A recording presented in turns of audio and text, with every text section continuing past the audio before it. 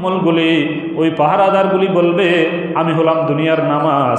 বন্দা যত জামেলার মধ্যে থাকুক না কেন, মসজিদে যখন আজান হইতো মসজিদে যাইয়া নামাজ আদায় করতো। বন্দায় যখন দুনিয়াতে আমাকে ভুলে নাই, আজকে কবরে আমি তাকে ভুলবো না। সুতরাং কবরে নয়, তাকে কিয়ামতের মাঠেও আমি ভুলবো না, তাকে জান্নাতে নেওয়া পর্যন্ত তার সঙ্গী থাকবো। তাহলে দুনিয়ার এই নামাজগুলি আমাদের কোথায় কতটুকু সঙ্গী হবে? জান্নাতে নেওয়া পর্যন্ত আমাদের কি হবে? সঙ্গী হবে।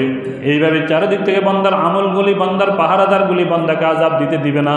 এই জন্য ও বান্দা বান্দিনী, এই জন্য আমাদের উচিত আমাদের কবরের মধ্যে যাওয়ার সময় নেক আমলগুলি আমাদের সঙ্গী হবে, আমাদের গুনাহগুলি আমাদের কবরের সঙ্গী হবে, আর কোনো কিছু আমাদের সাথে যাইবে না। এই জন্য আল্লাহ সুবহানাহু ওয়া তাআলা বলেন, ও বান্দা, ফামান কানা ইয়ারজু লিকা রাব্বিহি ফালইআমাল আমালান সালিহা ওয়ালা ইউশরিক বিইবাদাতি রাব্বিহি আহাদা।